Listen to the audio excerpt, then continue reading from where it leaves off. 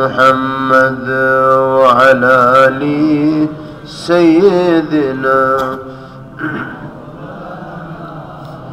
सीने में मदीना सीने में है शक्ल ख्याली रोज़ा की वो गंबुज़े खदरा तूने नजर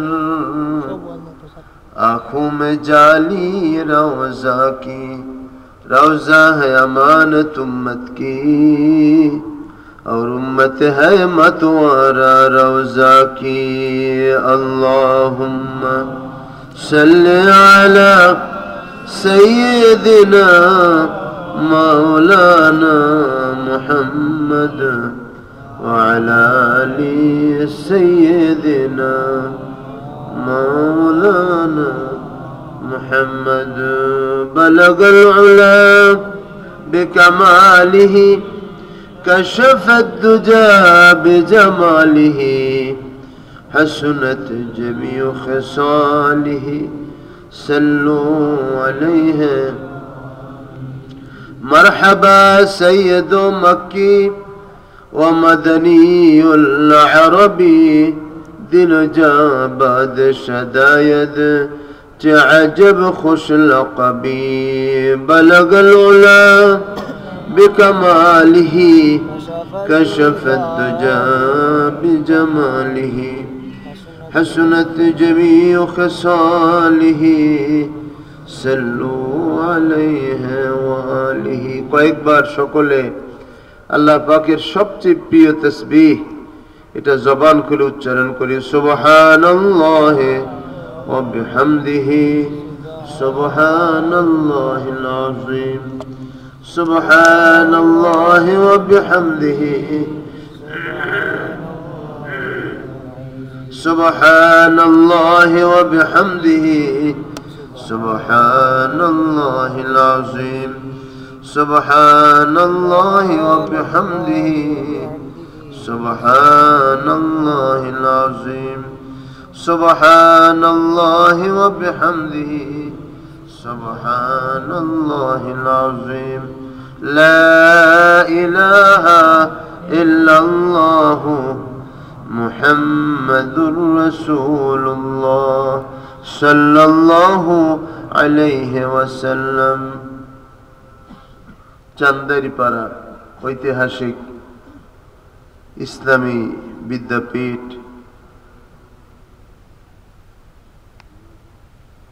হযরতে রাসূলুল্লাহ সাল্লাল্লাহু আলাইহি ওয়াসাল্লামের ইলমে নবুবীর মার্কাজ এই আলিম মাদ্রাসার আজকে বাৎসরিক ইসলামী মহাসম্মেলনের মুহতারাম সভাপতি, প্রধান অতিথি, বিশেষ অতিথিবৃন্দ, হযরত উলামায়ে কেরাম, মাদ্রাসার আসাতিজায়ে কেরাম, বিলখুসুস মাদ্রাসার প্রিন্সিপাল, দেশ বরেণ্য আলিমে দ্বীন হযরতুল আল্লামা মাওলানা সরওয়ারি জাহান সাহেব দামাত বরকাতুহুম, মাদ্রাসার ইন্তেজামিয়া কমিটির গভর্নিং বডির সম্মানিত সদস্যগণ, পার্শ্ব উপবিষ্ট চেয়ারম্যান মহোদয়, মাদ্রাসার আজিজ ছাত্র ভাইয়েরা, পর্দার আড়ালে আমার আওয়াজ শ্রবণরত মা ও বোনেরা, আসসালামু আলাইকুম ওয়া রাহমাতুল্লাহি ওয়া বারাকাতুহু। আল্লাহ পাকের মহান দরবারে শুকর ও সুজুদ আদায় করতেছি যে আল্লাহ তাআলা একটি বছর ঘুরে সকলকে মাদ্রাসার বাৎসরিক সুন্নি ইসলামী মহাসম্মেলনে সমবেত হওয়ার জন্য তৌফিক দান করেছেন। শুকরিয়া দেন সকলে বলি আলহামদুলিল্লাহ। গতবার আমি এসেছিলাম, এবছরও প্রিন্সিপাল সাহেব আমাকে দাওয়াত করেছেন। আমি ওনার প্রতি অত্যন্ত কৃতজ্ঞ যে আজকের মাহফিলে আপনাদের সাথে আমাকে মিলিত হওয়ার সুযোগ করে দিয়েছেন। আল্লাহ পাক ওনাকে এবং ওনার কমিটি বৃন্দকে জাযায়ে খায়ের দান করেন, বলি আমিন।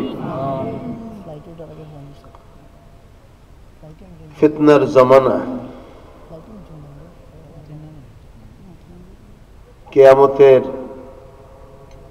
পূর্বক্ষণে চারিদিকে ফিতনা এমন ভাবে ছড়াবে যেমন তসবির দানা ছুটে গেলে সমস্ত দানাগুলো ছড়ায়া পড়ে, একটা পর একটা আসতে থাকে।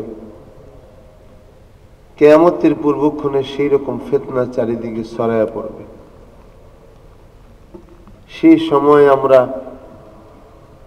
মাদ্রাসার ময়দানে কোরআন ও হাদিসের মাহফিলে বসতে পেরেছি, আল্লাহ পাকের অশেষ অনুগ্রহ।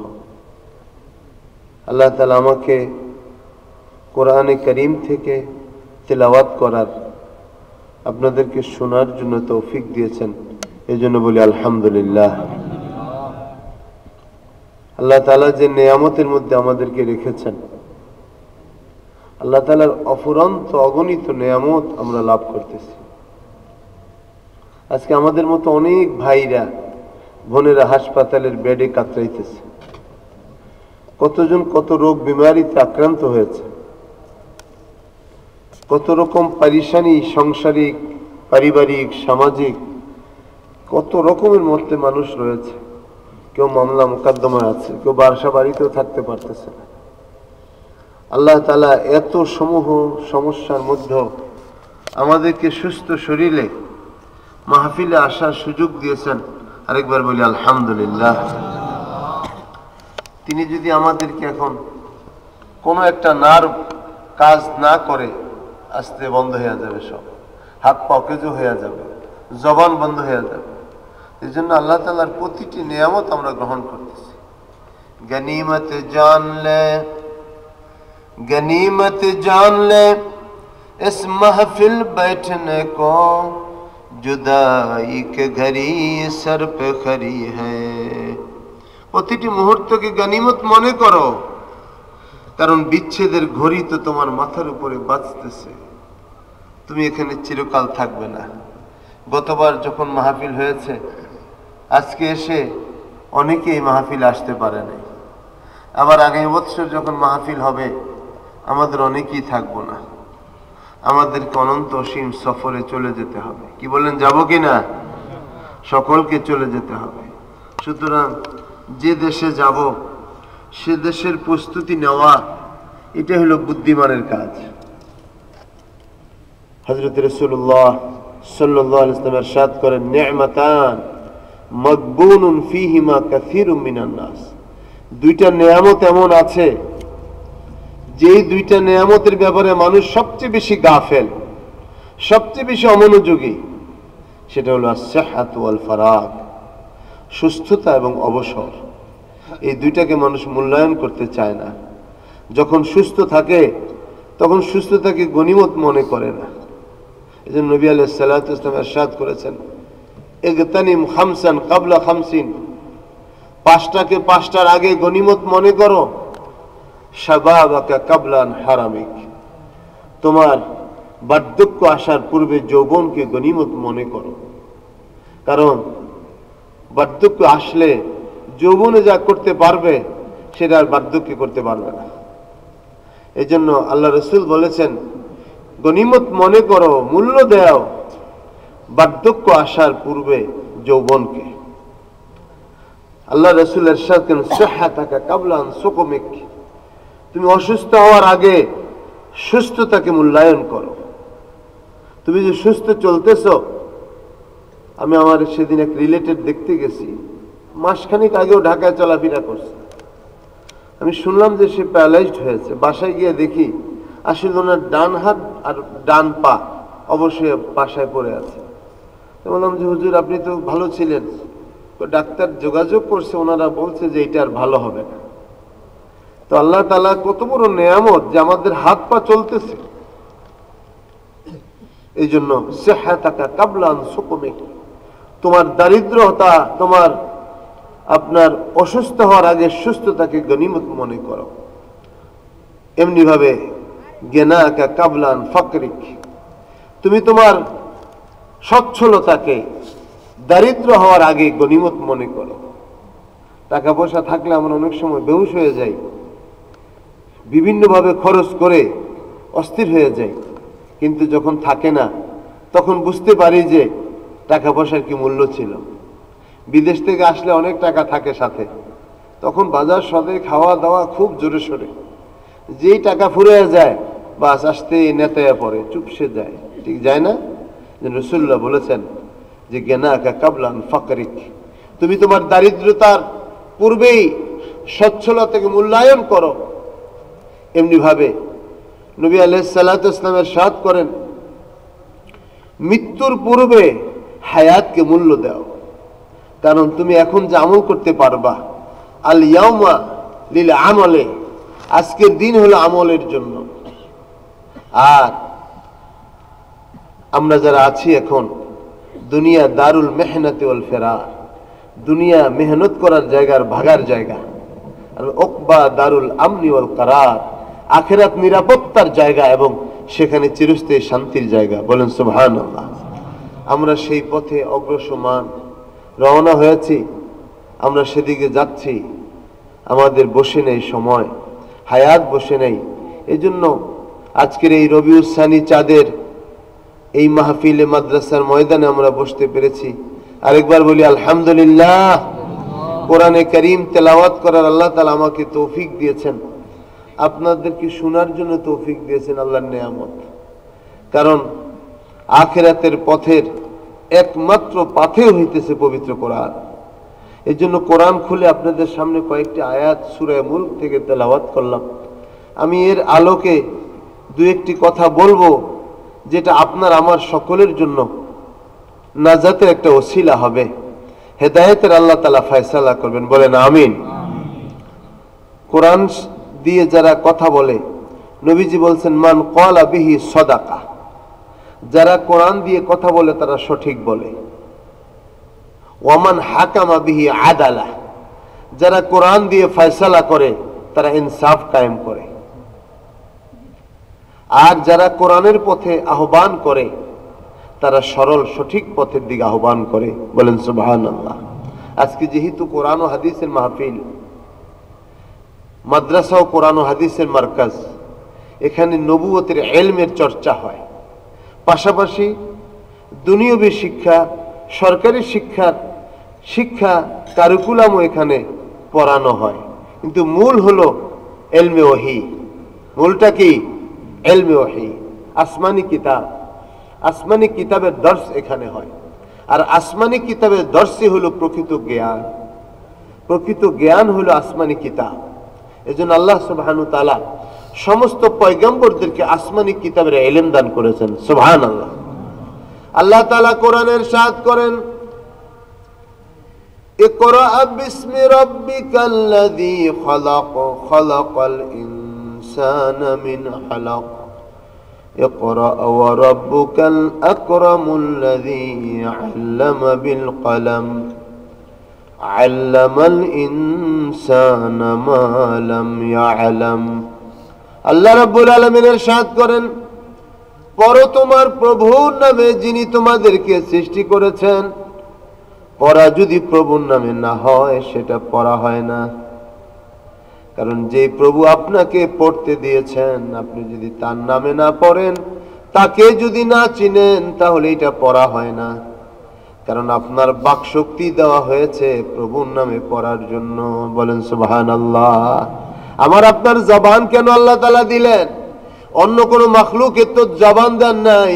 হাতির এত বড় মুখ, গরুর এত বড় মুখ, সে তো কথা বলতে পারে না। আপনি আমি কথা বলতে পারি। আপনি কথা বলার মূল কারণই হলো আল্লাহ তাআলার নামে আপনি আমি পড়ব, আল্লাহ তাআলার নামে আপনি শিখব। এই জন্য আল্লাহ তাআলা বায়ান দান করেছেন, আল্লামাল বায়ান, খালাকাল ইনসানা আল্লামাহুল বায়ান। আল্লাহ মানুষ সৃষ্টি করে বায়ান দান করেছেন, শুধু মানুষকে, অন্য কাউকে দেন নাই। এর উদ্দেশ্য একটাই, যে মানুষ তার রবের কালাম তেলাওয়াত করবে। বলেন সুবহানাল্লাহ। আজকে বহু মানুষ আছি আমরা কোরআন শরীফ পড়তে পারি না, এটা আমাদের দুর্ভাগ্য। এদেশে যখন শিক্ষার হার ছিল 5%, তখন কোরআন পড়ুয়াদের হার ছিল 65%। এখন 85% শিক্ষার হার দেশে, অথচ কোরআনের শিক্ষার যারা শিক্ষার্থী তাদের হার 0%, তাদের কোনো পার্সেন্টেজই নাই। এখন যদি কোরআন শরীফ পড়া না পারে, কোরআনের তেলাওয়াত না জানে, শিক্ষা না থাকে, কোরআনের হেদায়েত না থাকে, তাহলে ওই জাতি কখনো হেদায়েত পাইতে পারে না, কল্যাণ লাভ করতে পারে না। দেখেন, জাহেলিয়াতের যুগে প্যারা নবী মুহাম্মদুর রাসূলুল্লাহ সাল্লাল্লাহু আলাইহি ওয়াসাল্লাম যখন প্রেরিত হয়েছেন, তখনও মানুষের কাছে কোরআন ছিল না। আল্লাহ পাক কোরআনের ইরশাদ করেন, প্যারা নবী এসে হিলফুল ফুজুল কায়েম করেছেন। প্যারা নবী এসে সামাজিক কর্মকাণ্ড পরিচালনার জন্য একটা সেবামূলক প্রতিষ্ঠান করেছিলেন, তার নাম হলো হিলফুল ফুজুল। আপনারা নিশ্চয়ই এটার নাম জানেন। হিলফুল ফুজুল করে নবীজি শান্তি প্রতিষ্ঠার চেষ্টা করেছেন। আল্লাহ রাব্বুল আলামিন কোরআনের ইরশাদ করেন, মা তাদরি মাল কিতাব ওয়াল ঈমান। হে রাসূল, আপনি কোরআনের আগে হিলফুল ফুজুল কায়েম করে শান্তি প্রতিষ্ঠা করতে চেয়েছেন, কিন্তু তখন শান্তি প্রতিষ্ঠা হয় নাই। আমি আল্লাহ রাব্বুল আলামিন আপনার কাছে আমি যে কিতাব পাঠালাম, আপনি কিতাব দিয়ে শান্তি প্রতিষ্ঠা করুন। দেখবেন অল্প সময়ের মধ্যে তাম পৃথিবীতে শান্তি কায়েম হয়ে গেছে। সুবহানাল্লাহ। আজকে শিক্ষা ডিপার্টমেন্ট যেখানেই যাবেন অশান্তি চলে, অস্ত্রের ঝনঝনানি চলে, ঠিক না বে ঠিক? যেখানেই যাবেন আপনি, স্কুল কলেজ ইউনিভার্সিটি গিয়ে দেখেন অস্ত্র সবখানে ব্যবহার হইতেছে। এর কারণ কি? যেহেতু শিক্ষা নাই। ওরা যেগুলো পড়াশোনা করে, এই পড়াশোনার দ্বারা অস্ত্র থেকে বের হতে পারতেছে না, লোভ রয়ে গেছে। যদি কোরআনের শিক্ষা দিত, দেখতেন কোনো অস্ত্র হইতো না। বাংলাদেশের কোনো মাদ্রাসায় অস্ত্র নাই, বাংলাদেশে কোনো মাদ্রাসায় সন্ত্রাস নাই, বাংলাদেশে কোনো মাদ্রাসায় জঙ্গি নাই। বলেন আলহামদুলিল্লাহ, জোরে বলেন আলহামদুলিল্লাহ। কারণ যারা কোরআন পড়ে তারা কখনো অস্ত্রবাজি করতে পারে না। যদি কেউ করে, আপনারা প্রমাণ দেখাইতে পারেন, আমরা এখন থেকে লেবাস ছেড়ে দেব, দাড়ি মোছ কামায় আপনাদের মতো প্যান্ট শার্ট পরিয়া ঘুরবো, আপনাদের মতো হয়ে যাব।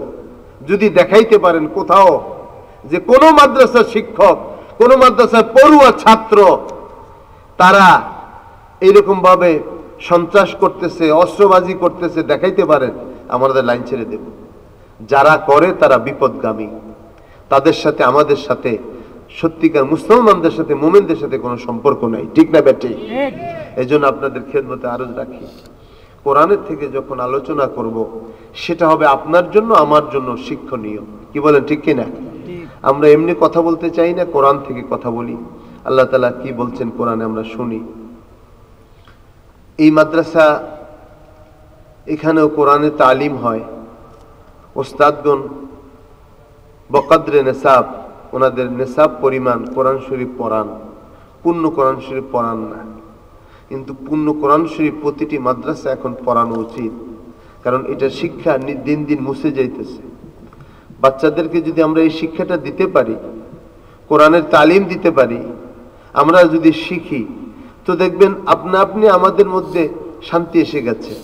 আমাদেরকে শান্ত করার জন্য কোনো অস্ত্র ব্যবহার করতে হবে না, পুলিশ র্যাব লাগবে না, পুলিশ র্যাব লাগবে না। এগুলো যদি কোরআনের কাছে আসে মানুষ। রাসূলুল্লাহ সাল্লাল্লাহু আলাইহি ওয়াসাল্লামের জামানায়ও এত খারাপ লোক ছিল, জীবন্ত বাচ্চা কোরবানি দিত, জীবন্ত বাচ্চা পুঁতে ফেলতো, মেয়েদেরকে তারা কিরানক হিসাবে আপনার খারাপ অর্থে তারা ব্যবহার করত সব কাজে, যেমনটা বর্তমান সমাজে ব্যবহৃত হইতেছে। মেয়ে মনে হয় যেন পণ্য। আপনি মিডিয়া খোলেন, টেলিভিশন খোলেন, দেখবেন দাড়ি শেভ করে ওই ব্লেডটা পর্যন্ত মেয়ে লোক দিয়ে অ্যাডভার্টাইজ দিতেছে।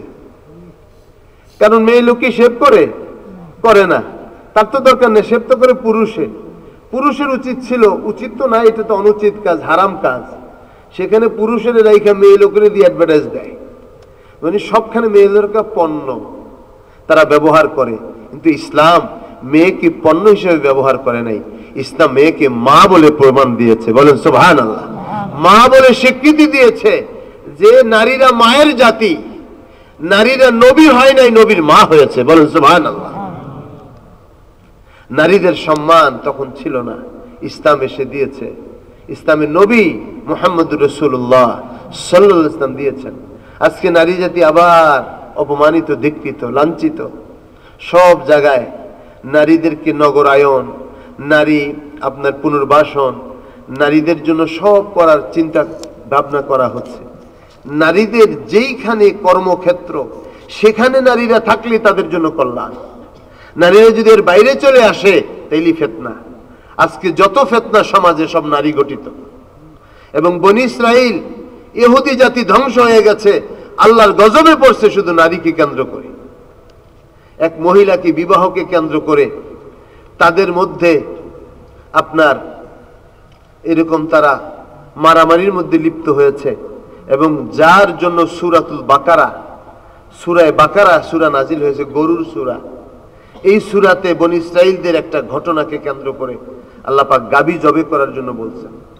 গাবি জবে করে বলছে এই গাবিতে যত স্বর্ণ দেওয়া যায় এই পরিমাণ স্বর্ণ দেওয়ার পরে এই গাবি বিক্রি হবে। ওই দামে গাবি ক্রয় করে তারা গাবির গোশত লাগাইছে ওই চাচার শরীরের মধ্যে।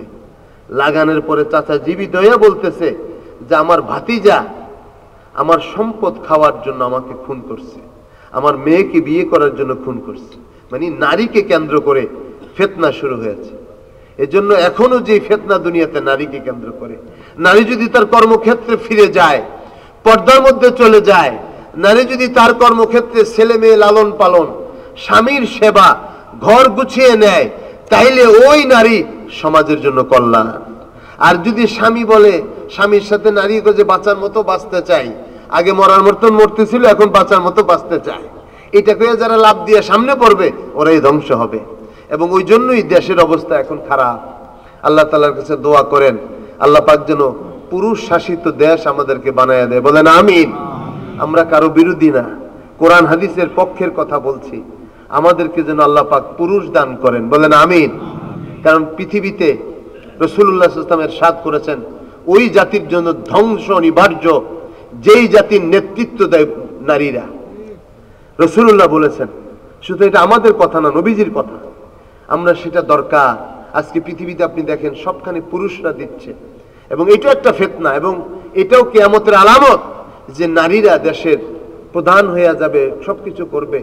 আমাদের দেশের নারীরাও এখন নির্বাহী যিনি তিনিও তো নারী। আমরা দোয়া করি আল্লাহ ওনাদেরকে সম্মানের সহিত ওনাদের ঘরে ফিরিয়ে দেন। কারণ ওনারা দেশের ক্রান্তি লগ্নে দেশের জন্য ওনারা হাত দিয়েছেন, আগাইছেন। ওনারা যদি আবার ঘরের মধ্যে চলিয়া যায়, পুরুষ নেতৃত্ব আসে, দেশ আগাইতে থাকবে। পৃথিবীতে ইতিহাস খুঁজে দেখা গেছে যত জাতির উত্থান হয়েছে সেটা পুরুষদের দ্বারা হয়েছে, নারীদের দ্বারা কখনো হয় নাই। কারণ নারীরা হলো পর্দার জিনিস।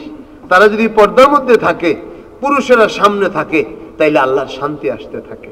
আজকে দেশের মধ্যে শান্তি নাই, অশান্তি আছে। যেখানে যান সেখানেই যান, মানুষ যেমন একটা গুমরে দম ধরে আছে। এই অবস্থাটার পরিবর্তন হওয়া দরকার। আল্লাহর কাছে আমরা সাহায্য চাই কোরআনের উসিলায়। আল্লাহ যেন আমাদের উত্তরণ দান করেন। বলেন আমিন। আমরা বিদেশে গেলে আমাদেরকে বলে আলাইসা ফিকুম রাজুলুন রাশীদ, তোমাদের মাঝে কি কোনো পুরুষ নাই? কারণ যে না, পুরুষ থাকলে তো দেখতা। আমাদের দেশে কোনো রাইসা, কই যে তোমাদের দেশে রাইসা তো নারী, বিরোধী দলও নারী, পক্ষেও নারী, বিপক্ষেও নারী, তোমাদের দেশে কোনো পুরুষ নাই? যে না, কোনো পুরুষ নাই। পুরুষ থাকলে তো সামনে থাকতো। আমরা সব নারীদের পিছনে, যখন আমরা নারীদের থেকেও খারাপ। কি কথা বুঝে আসছে?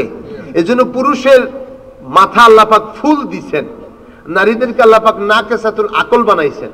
এজন্য যদি কোনো সাক্ষী দেয়, একজন নারী যদি সাক্ষী দেয় তার সাক্ষী কবুল হবে না, একজন পুরুষ থাকতেই হবে। একজন পুরুষ দুইজন নারী থাকলে সাক্ষী হবে সমান। কি কথা বুঝে আসছে? তাইলে আল্লাহ তাআলা পুরুষদেরকে রাখছেন রিজালু কাওয়ামুনা আলান নিসা, নারীদেরকে, নারীদের উপরে পুরুষদেরকে আল্লাহ পাক কর্তৃত্ব দিয়েছেন। এই জন্য পুরুষরা কর্তৃত্ব করবে, এটাই হলো আল্লাহ পাকের নিজাম। তো ওই সময়টা আমরা অপরাধী, আল্লাহর কাছে সাহায্য চাই যে আল্লাহ আমাদের এই অপরাধ থেকে আপনি আমাদের মাফ করেন, এবং আমাদেরকে সত্যিকার অর্থে যেটা আপনার পছন্দ সেইভাবে আপনি দুনিয়ার মধ্যে এবং বিশেষ করে আমাদের দেশের জন্য আপনি এরকম রহমত দয়ার ফয়সালা করেন। বলেন আমিন। সূরাতুল মুলক থেকে তেলাওয়াত করছি। এই সূরাতুল মুলক অর্থ হলো ক্ষমতার সূরা। বলেন আলহামদুলিল্লাহ। সূরার নাম হলো ক্ষমতার সূরা, সূরাতুল মুলক। মুলক অর্থ রাজত্ব। কুলিল্লাহুম্মা মালিকাল মুলক তুতিল মুলকা মান তাশা ওয়া তুইজ্জু মান তাশা ওয়া তুযিল্লু মান তাশা ওয়া বিয়াদিকাল খায়র ইন্নাকা আলা কুল্লি শাইইন কাদির। হে আমার হাবিব, আপনি বলেন আমার বান্দা বান্দীদেরকে, কুল আল্লাহুম্মা মালিকাল মুলক, হে রাজাদিরাজ, মালিকাল মুলকে, জোরে বলেন কে? আল্লাহ। আল্লাহ তাআলা হইতেছে মালিকাল মুলক, রাজার রাজা, রাজার রাজা তিনি, তিনি সম্রাটের সম্রাট, তিনি সমস্ত রাজত্বের মালিক। রাজত্বের মালিক কে? আল্লাহ। আল্লাহ তাআলা রাজত্বের মালিক।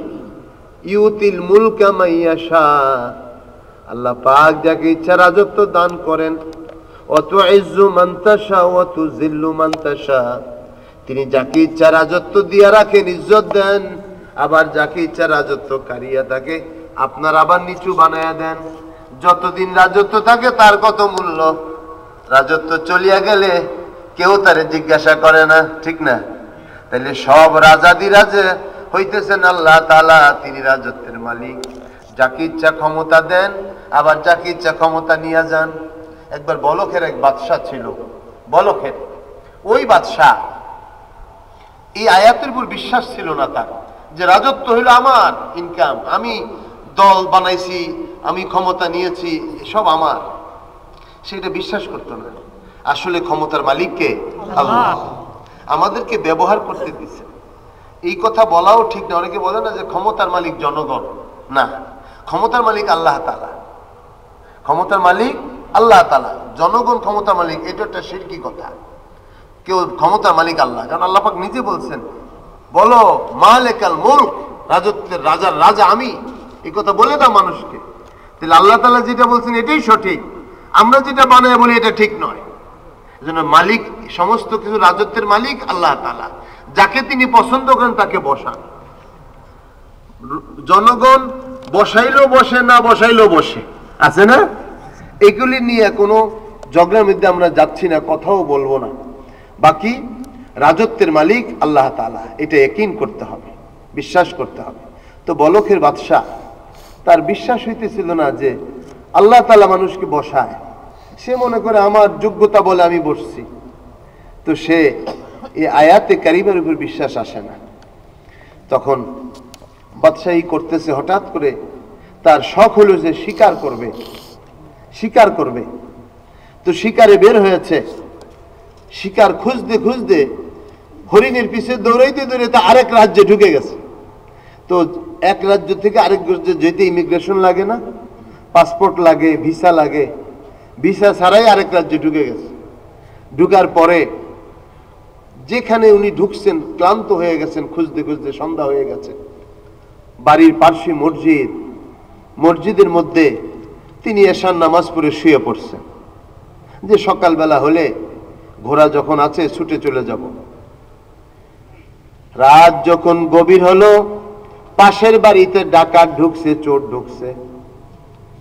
তারা এখানে এসে যখন তারা চোর চোর করে দৌড়ানি দিল, চোর তো পালায়া গেছে, কিন্তু ওরা সামনে এসে দেখে মসজিদের সামনে ঘোড়া বাঁধা, মসজিদের সামনে ঘোড়া বাঁধা।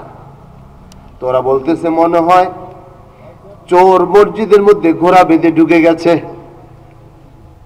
মসজিদের মধ্যে চোর ঢুকছে। এখন তারা দরজা পিটিয়ে দিয়েছে মসজিদের, এই উঠা চোর, তুই মসজিদের মধ্যে ঢুকছো কেন? উপায়ন্তর না দেখে বুঝি মসজিদে ঢুকছে, গিয়ে তারে ধরছে বলখের বাদশাহ। এখন সে যতই বলে যে আমি বাদশাহ, আমি বলখের বাদশাহ, কেউ মানবে? কিল ছাড়া, ফার্স্টে তো কিলায়, দৈরি প্রথম কিলাইতে থাকে, জোতা মারতে থাকে, এরপরে না ফয়সালা বাঁচবে ভালো না মন্দ পরে, আগে তো কিল শুরু। কিল শুরু করছে, যতই হয়ে গেছে বলকের বাচ্চা করে পাগল হয়ে গেছে, বলকের বাচ্চা বলে আবার মারতে মারতে তারে দফা সারা। এখন আর কোনো কথা, প্রথম প্রথম বলছে যে আমি বাদশাহ বলকের, আমি এখানে পথ ভুলে চলে আসছি, কে কার কথা শোনে। সব যখন চর থাপ্পড় দেওয়া শুরু করছে, এরপরে তারে ধরিয়ে নিয়ে গেছে, নিয়ে থানায় চালান দিয়ে দিছে। পরের দিন সেখান থেকে জেলে ঢুকে গেছে। কারণ এখন তো অনেক আসামি আছে আমাদের বাংলাদেশের জেলখানায়, দেশ বিদেশের জেলখানায়, যাদের কোনো কি তাদের আপনার মামলা তাও তারা জানে না, বিনা দোষে বছরের বছর তারা খাটতেছে। কি বলেন, মিথ্যা বলতেছি নাকি? এরকম বহু আছে আসামি যাদের নামে কোনো মামলা নাই, কিছু নাই, কিন্তু চলতেছে। আবার জমে জমেও টানে, নাম থাকলে আবার ধরে। হয়তো এই নামে একটা আসামি ছিল আগে, ওই নামে ধরে নিয়ে ঢুকায় রাখছে। দেখা গেছে 10 বছর 15 বছর 20 বছর সব খুঁজা টুইজা সব খুঁজে টুজে এসে দেখলে যে না, এনার নাম আর জেনারে ধরছে এর নাম এক না, তখন তারে ছেড়ে দেয়। তো ছাড়লে কি হয়, তার জীবন থেকে 15 বছর 10 বছর 12 বছর ক্ষয় হইয়া যায়। ঠিক না বেঠিক? এজন্য বলকের বাদশাকে চালান দেওয়ার পরে বাদশা তো জেলখানায় থাকে, অনেক দিন চলে গেছে, বিচারা চান নাই। কারণ সাধারণ ছিচকে চোর, ছোটখাটো চোরের বিচার সহজে হয় না, বড় বড় যারা হোমরা সোমরা তাদের বিচার হয় আগে। ঠিক না বেঠিক? বলকের বাদশা জেলখানায় আছে। আবার এই রাজ্যের বাদশা তিনিও বড় ইসলামী পরায়ণ নেককার ছিলেন। একদিন তিনি বললেন যে দেখো তো আমার মেয়েটাকে পড়ানোর মতো একজন ভালো শিক্ষক পাও কিনা, কারি সাহেব পাও কিনা। তো জেলখানার জেলার সাহেব বললেন, হুজুর জেলখানার মধ্যে একজন কারি সাহেব আছে, এত সুন্দর তেলাওয়াত করে, আমাদের বড় ভালো লাগে। কোথায় নাকি? সে কেমন? একদিন আমাকে শোনাও তো দেখি। তো জেলখানার পাশে নিয়া কারি সাহেবের তেলাওয়াত শুনাইলো। কারি সাহেব মানে ওই বলকের বাদশা। তখন তো আর এরকম সিস্টেম ছিল না, জানা মোবাইল ছিল না, ট্রাঙ্কল ছিল না, এক জায়গা থেকে আরেক জায়গায় গেছে, নিরুদ্দেশ হয়ে গেছে, খবর নাই।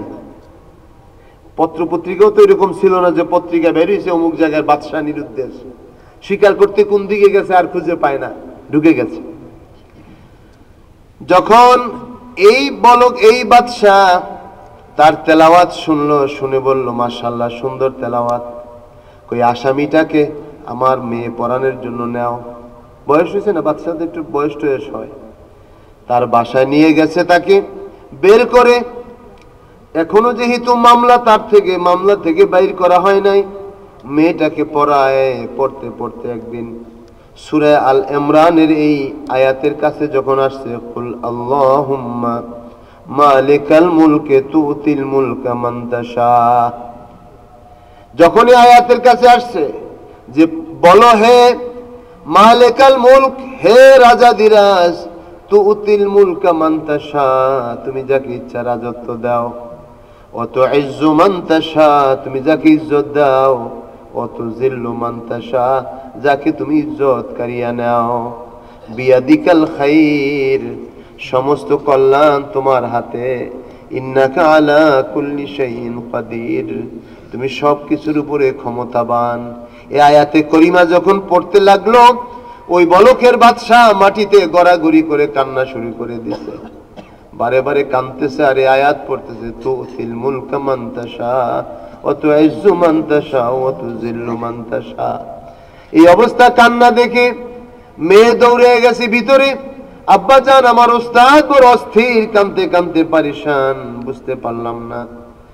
দৌড়ে আসছে তিনি, কি হয়েছে বলো দেখি হে কারি সাহেব। তো কারি সাহেব বললেন, আমি এক সময় বলকের বাদশা ছিলাম, আমার বিশ্বাস হয় নাই কখনো যে রাজা দেওয়ার মালিক, ক্ষমতা দেওয়ার মালিক আল্লাহ, ক্ষমতা নেওয়ার মালিক আল্লাহ, এটা আমার বিশ্বাস হইতো না। আমার ওই সময় একটা মোহ কাজ করতেছিল। আমি হঠাৎ করে এক বাড়িতে শিকারের পিছনে ছুটতে ছুটতে যাইয়া এক বাড়িতে ঢুকছে, ওই বাড়িতে ঘটনাক্রমে চোর আসছে। চোর মনে করে আমাকে থানায় চালান দিয়ে জেলে ঢুকাই দিছে। আমি এত বছর জেলে বিনা দোষে খাটছি। তখন বাদশা খবর নিল, খবর দিতে চাইল যে ঘটনাটা কি আসলে সত্য কিনা। খবর নিয়ে জানা গেল যে হ্যাঁ, বলকের বাদশা শিকার করতে যায়া নিরুদ্দেশ হয়ে গেছিল। আগের জমানে এগুলো হইতো অনেক, নিরুদ্দেশ হয়ে গেছে। এক রাজ্য থেকে আরেক রাজ্যে চলে গেছে, তার খবর নাই। এখন খবর পাইয়া যখন জানলো ইনি বলকের বাদশাহ, তখন তেনাকে এই বাদশাহ সম্মানের সহিত তাকে কারা থেকে মুক্তি দিয়া দেশে পাঠিয়ে দিছে। সুবহানাল্লাহ। এই কথা বলার উদ্দেশ্য হলো রাজত্বের মালিক আল্লাহ, রাজত্ব দেন আল্লাহ, ছিনে নেন আল্লাহ, আল্লাহ পাকি সব কুদরতের মালিক। এই জন্য সূরার নাম হলো সূরাতুল মুলক। সূরার নাম কি? সূরাতুল মুলক। 29 পারার প্রথম সূরা। আল্লাহ সুবহানাহু তাআলা এই সূরাটা মধ্যে তার আপন কুদরতের বহিঃপ্রকাশ করেছেন। তিনি কত কুদরতের মালিক, ক্ষমতার মালিক। আল্লাহ তাআলা যে মহান ক্ষমতার উৎস তার, তিনি আমাকে আপনি বাঁচাইতেছেন, খাওয়াইতেছেন, পড়াইতেছেন। সেই মালিকের প্রতি তার ক্ষমতা জেনে যেন আত্মসমর্পণ করি, তার হুকুম মতো চলি, তার প্রেরিত রাসূলের সুন্নাহ মোতাবেক জীবন যাপন করি, সেই দিকে আল্লাহ পাক ইঙ্গিত করতেছেন সূরাতুল মুলকের মধ্যে। ইরশাদ হইতেছে বিসমিল্লাহির রহমানির রহিম তাবারাকাল্লাযী বিয়াদিহিল মুলকু ওয়া হুয়া আলা কুল্লি শাইইন কাদির। আল্লাহ পাক বলতেছেন তিনি হলেন তাবারাকাল্লাযী, তিনি হলেন মহান, তিনি আল্লাহ পাক বরকতময়। তাবারাকাল্লাযী বিয়াদিহিল মুলক, যার হাতে রাজত্ব, যার হাতে ক্ষমতা, তিনি হলেন সর্বোচ্চ। তাবারাকা অর্থ হলো বরকতময় হওয়া, কিন্তু এটা যখন আল্লাহ পাকের দিকে নিসবত হয় তখন তার অর্থ হয়ে যায় মহান, সর্বোচ্চ। মহান আল্লাহ তাআলার কাছে রাজত্ব। ওয়া হুয়া আলা কুল্লি শাইইন কাদির, তিনি সবকিছু উপরে আল্লাহ পাক হইতেছেন ক্ষমতাবান। বলেন সুবহানাল্লাহ। সবকিছুর উপরে ক্ষমতাবান কে? আল্লাহ তাআলা। আল্লাহ তাআলা তেনার ক্ষমতা তিনি আদা। এজন্য জালালউদ্দিন রুমি রাহমাতুল্লাহ আলাইহি বলেন গাহগাদারা মুলক বখশিশ, গাহগাদারা মুলক বখশিশ, গা শাহেরা চুগাদা अजबराए नीमे नाने दर बदर हैरा कुनी, गहगदारा मुल्क बख्शिश गा शाहेरा चुगदा अजबराए नीमे नाने दर बदर हैरा कुनी। हजरत জালালউদ্দিন রুমি রহমতুল্লাহ বলতেছেন গাহগাদারা মুলক বখশিশ, আপনি যাকে ইচ্ছা রাজত্ব দান করেন আর যাকে ইচ্ছা রাজত্ব কারিয়া নেন। আবার একটা রুটির জন্য আপনি যদি ইচ্ছা করেন অনেক ধনীরে মানুষের বাড়িতে ধারে ধারে ঘুরে ফিরান, ঠিক কি না? আল্লাহ পাক এমন মহান। দেখবেন ফকিরের ধনী বানায় দিছেন, ধনীরে ফকির বানায় দিছেন। এদেশে নবাব সলিমুল্লাহ, নবাব আহসানুল্লাহ এক সময় নবাবগিরি করেছেন। আজকে নবাবের ফ্যামিলির লোকেরা ঢাকায় ভিক্ষা করে। ঢাকায় কি করে? ভিক্ষা করে নবাব ফ্যামিলির লোকেরা। এক সময় যারা পাক ভারতের বড় বড় জমিদার ছিল তাদের অনেক ফ্যামিলি আছে। এমনকি আপনার মোগলদের শেষ সম্রাট যারা ছিলেন, মোগলদের এখন যারা সন্তানেরা আছে, অধস্থান সন্তান, এরা ভারতের বিভিন্ন বস্তিতে থাকে, তাদের স্বাভাবিক জীবন যাপন করতে পারে না। শেষ মোগলদের সম্রাট ছিল বাহাদুর শাহ জাফর। বাহাদুর শাহ জাফর যখন শেষ রেঙ্গুনে সে তখন নির্বাসিত হয়েছে এবং সেখানে সে মারা গেছে। তিনি তখন একটা কথা বলছিলেন, জাফর উসে আদমি মত জানিয়েগা, জাফর উসে আদমি মত জানিয়েগা, हो वो कैसे साहिबो मद हो जका, जैसे तैश में याद खुदा न रहा, जैसे ऐश में खौफ खुदा न रहा। বাহাদুর শাহ জাফর তিনি শেষ সম্রাট ছিলেন মুঘলদের। তিনি বলতেছেন, তিনি স্বভাব কবি ছিলেন, জাফর উসে আদমি মত জানিয়েগা, এ জাফর অমুক ব্যক্তিকে তুমি প্রকৃত মানুষ মনে করো না, হোক সে অনেক বড় পদের অধিকারী, জেসে তয়শ মে খৌফে খুদা না রাহা, জেসে আয়েশ মে ইয়াদে খুদা না রাহা, যার মধ্যে সচ্ছল অবস্থায় আল্লাহ পাকের ভয় নাই আর অসচ্ছল অবস্থায় আল্লাহর স্মরণ যার মধ্যে নাই, তাকে তুমি মানুষ মনে করিও না। অর্থাৎ সর্ব অবস্থায় আল্লাহ রাব্বুল আলামিনের স্মরণ যার মধ্যে আছে সে হইল খাঁটি মানুষ। সুবহানাল্লাহ। একটু আল্লাহ পাকের স্মরণ করিয়া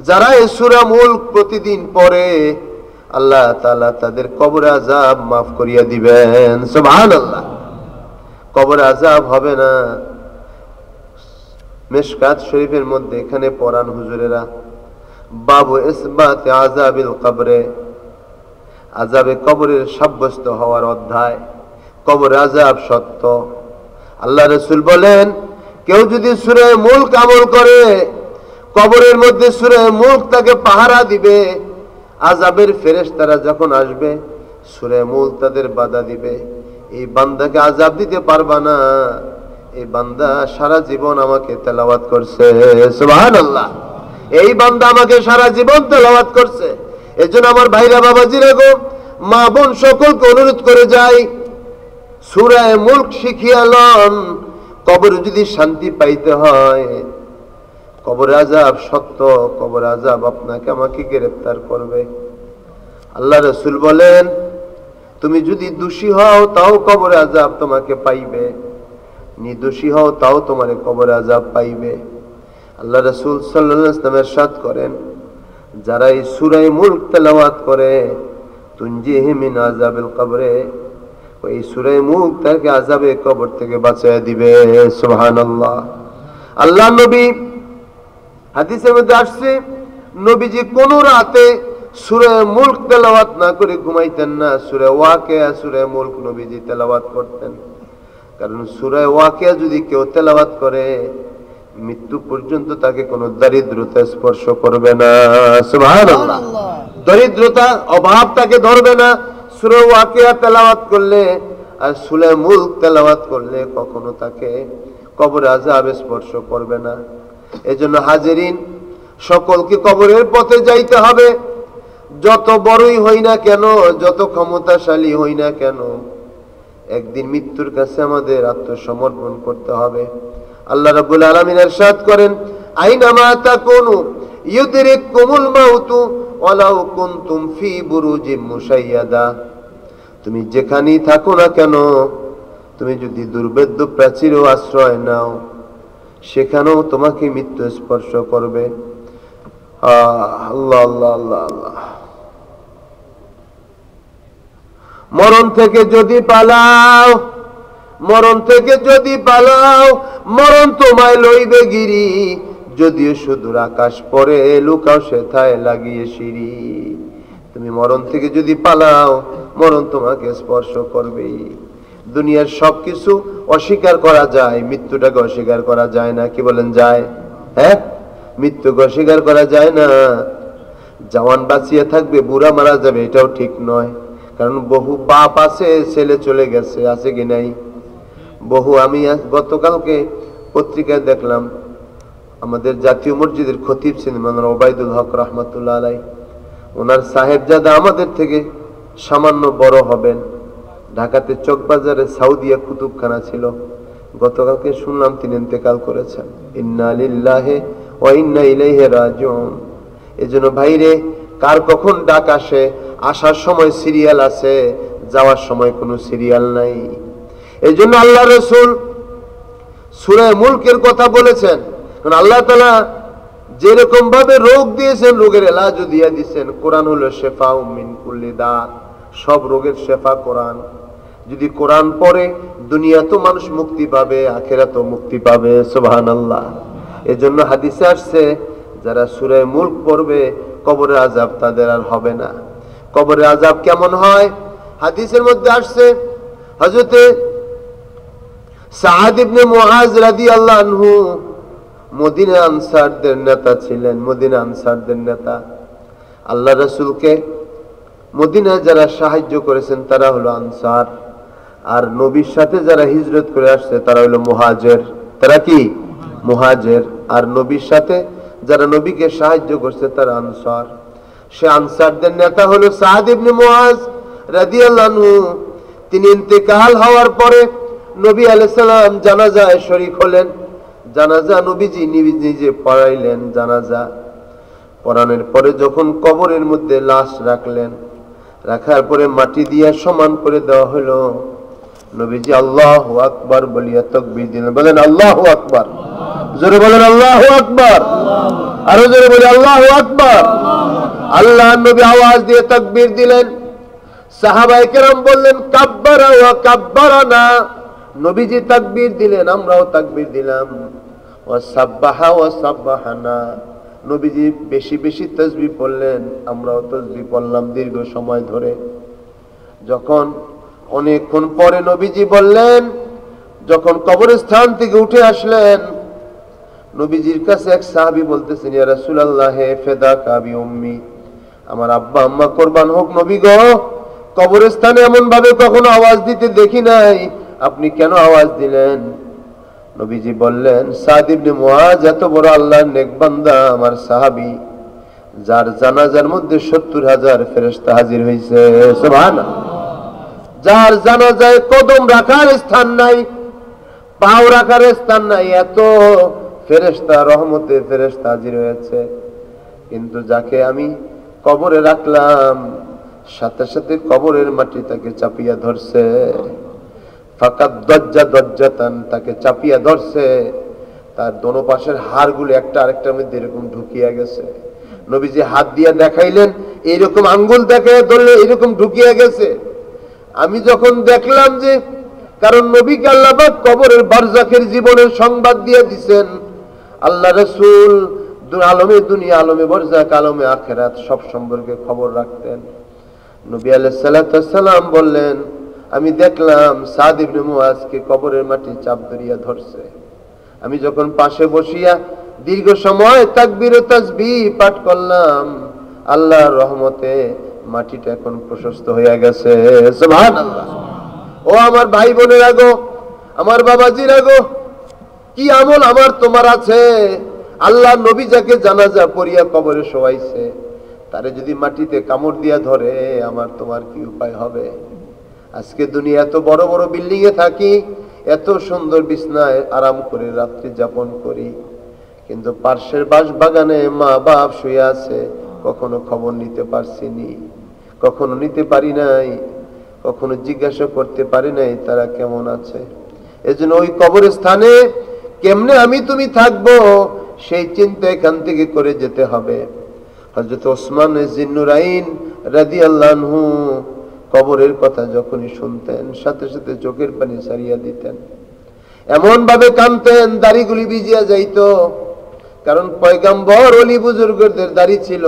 হযরত ওসমান জিন্নুরাইন কাঁদতেছেন। সাহাবারা বললেন আমিরুল মুমিনিন, আপনি দুনিয়ার কত কথা বলেন, জান্নাত জাহান্নামের কথা বলেন, তখন তো আপনাকে কাঁদতে দেখি না, কিন্তু কবরের কথা বলা মাত্রই কেন আপনি এমন কাঁদেন, আপনার দাড়িগুলি ভিজিয়া যায়।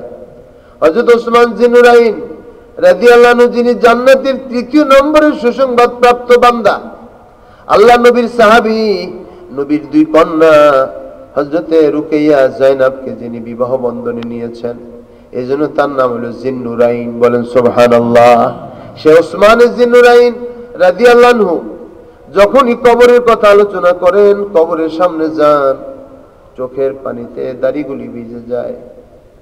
সাহাবারা বললেন আমিরুল মুমিনিন, কবরের কথা আলোচনা করলে কেন আপনি কাঁদেন, অন্য সময় তো কাঁদতে দেখি না।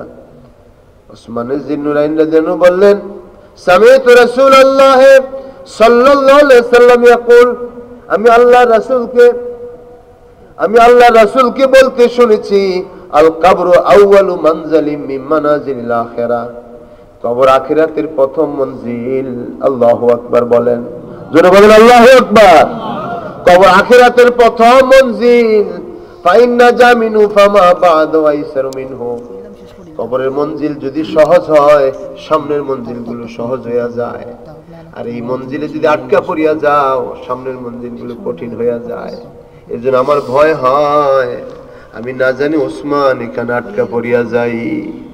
এজন্য আমার ভাইরা গো, বাবাজিরা গো, মা বোনরা গো, কবর আযাব থেকে যদি বাঁচতে হয়, একটাই তালিম আল্লাহ নবী ইরশাদ করেছেন, যেই ব্যক্তি এই সূরা মুলকে তেলাওয়াত করবে, আল্লাহ তাআলা হিয়াল মানিয়াতু মিন আযাবিল্লাহ, এটা আল্লাহ পাকের আযাবে থেকে ফিরিয়ে দেওয়ার সূরা। যদি কেউ তেলাওয়াত থাকে, নবী আলাইহিস সালাতু ওয়াস সালামের এক হাদিস এখানে আসছে যে হযরতে ইবনে আব্বাস রাদিয়াল্লাহু আনহুমা তিরমিজি শরীফের এক হাদিস বয়ান করেন যে আমি কবরস্থানে গেলাম, সেখানে আমি জানতাম না যে এটা কবরস্থান, গিয়া দেখি কবরের মধ্যে তেলাওয়াতের আওয়াজ হইতেছে। বলেন সুবহানাল্লাহ। আমি আল্লাহর হাবিবের কাছে এখানে দেখলাম ফাইজা কাবরু ইনসানিন ইয়াকরাউ সূরাতাল মুলকে হাত্তা খাতামাহা, কবরের মধ্যে বসিয়ে বসিয়ে কোরআন শরীফের সূরা মুলক তেলাওয়াত করতেছে। সুবহানাল্লাহ। ফাআতিন আফা আতান নবী সাল্লাল্লাহু আলাইহি ওয়াসাল্লাম ফাকাল ইয়া রাসূলুল্লাহ দরাবতু খাবাই আলা কাবরিন ওয়া আনা লা হাসিবান্নাহু কাবরুন। হুজুর, আমি কবরের মধ্যে গেলাম সেখানে, এবং আমি ধারণা করি নাই যে এটা কবর, কিন্তু গিয়া দেখি সেখানে মানুষের কবর সূরা মুলক তেলাওয়াত করতেছে। আল্লাহ নবীর সাথে সাথে বললেন হিয়াল মানিয়াতু, এই কবরই হইল তাকে আযাব থেকে ফিরানেওয়ালা, এই সূরাই হলো তাকে আযাব থেকে বাঁচানেওয়ালা। তুনজিহি মিন আযাবিল কবরে, আযাবে কবর থেকে তাকে বাঁচাইয়া দিতেছে। সুবহানাল্লাহ। এজন্য সকলকে আমি অনুরোধ করে যাই, মাদ্রাসা ময়দানে যখন আসছেন একটা শিক্ষা নিয়ে যান, যেখান থেকে যাই আমি সূরা মুলক প্রতিদিন পড়ব। বলেন ইনশাআল্লাহ। জোরে বলেন ইনশাআল্লাহ। আমি সূরা মুলক তেলাওয়াত করব, তেলাওয়াত না জানলে শিখব। কারণ কোরআন শরীফ যারা তেলাওয়াত জানে না তারা আল্লাহর জান্নাতেও পৌঁছতে পারবে না। যারা কোরআন পড়তে পারে না সে যত বড়ই হুমরা সোমরা হোক, হাসরের ময়দানে তাদের ঠিকানা ভালো হবে না। এজন্য কোরআনের যতটা তালা জান্নাতের, কোরআনের যতটা আয়াত জান্নাতের ততটা তালা। বলেন সুবহানাল্লাহ। কোরআনের যতটা আয়াত জান্নাতের ততটা তালা। আপনি যদি কোরআন পড়তে না পারেন জান্নাতের সিঁড়ি বেয়ে উপরে উঠতে পারবেন না। কারণ আল্লাহ পাক হাসরের ময়দানে ডাক দিয়া বলবেন কারিউল কোরআনকে, একরা আওয়ার তাকে পড়ো আর জান্নাতের সিঁড়ি বেয়ে উপরে উঠতে থাকো। বলেন সুবহানাল্লাহ। জোরে বলেন সুবহানাল্লাহ। পড়ো আর জান্নাতের সিঁড়ি বেয়ে বেয়ে উপরে ওঠো। ওয়ারাতিল কামা কুনতা তুরাতিল ফিদ দুনিয়া, দুনিয়া যেমন থেমে থেমে কোরআন পড়ছো, আমি আল্লাহর সামনে সেইভাবে থেমে থেমে পড়ো। ফাইন্না মানজিলাকা ইনদা আখির আয়াতিন তাকরাউহা, তোমার আয়াত যেখানে পড়া শেষ হয়ে যাবে সেখানেই জান্নাতে তোমার ঠিকানা হবে। সুবহানাল্লাহ। এই জন্য বাচ্চাদেরকে মাদ্রাসায় পাঠাবেন, কোরআন শরীফের তালিম দিবেন, পাশাপাশি দুনিয়াবী শিক্ষা ও তালিম দিবেন। ইসলাম নিষেধ করে না, জনমুখী গণমুখী শিক্ষাই হলো ইসলামী শিক্ষা। বলেন সুবহানাল্লাহ। গণমুখী শিক্ষা যেটা মানুষের কল্যাণের যে শিক্ষা, এটি ইসলামী শিক্ষা। শুধু কোরআন হাদিসের ইলম অর্জন করলাম, অন্যগুলো করলাম না, না, ওইটাও করতে হবে। কারণ সমাজ জীবনে প্রত্যেক সেক্টরই এক্সপার্ট লাগবে, নাকি লাগবে না? এক্সপার্ট লাগবে কিনা? এই জন্য প্রত্যেক সেক্টরে এক্সপার্ট তৈরি করা হচ্ছে ইসলামী শিক্ষা। হ্যাঁ, মনে রাখতে হবে, পড়তে হবে প্রভুর নামে। প্রথমে আমি বলছি ইকরা বিসমি রাব্বিকাল্লাযী খালাক, পড়ো তোমার প্রভুর নামে যিনি তোমাকে সৃষ্টি করেছেন। যদি প্রভুর নামে পড়া হয় ওই পড়ার মধ্যে আর ভুল থাকতে পারে না। প্রভুর মধ্যে পড়া হলে ওই পড়ার মধ্যে নাস্তিক্যবাদ থাকতে পারে না, ঠিক কিনা? প্রভুর নামে যখন মানুষ পড়বে ওই পড়ার দ্বারা মানুষ খারাপ হইতে পারে না। যখন আল্লাহর পাকের দয়া ও রহমতে কোরআন শরীফ পড়বে, আবার ইসলামী শিক্ষা নিবে, তখন ওই ব্যক্তি, ওই শিক্ষক, ওই শিক্ষয়িত্রী বলবে আমার আল্লাহ পাক আমাকে জ্ঞান দিয়েছেন। হ্যাঁ, এই জন্য আল্লাহর কাছে সে দোয়া করে রব্বি জিদনি ইলমা, আল্লাহ তুমি আমার জ্ঞানকে আরো বাড়ায়া দাও। হ্যাঁ, যেন আল্লাহ পাক অন্য কিছু বাড়ানোর জন্য দোয়া করতে শিখান নাই কোরআনে। আমার সম্পদ দাও, বিবি বাচ্চা দাও, এটা ওটা দাও, কোথাও বলেন নাই।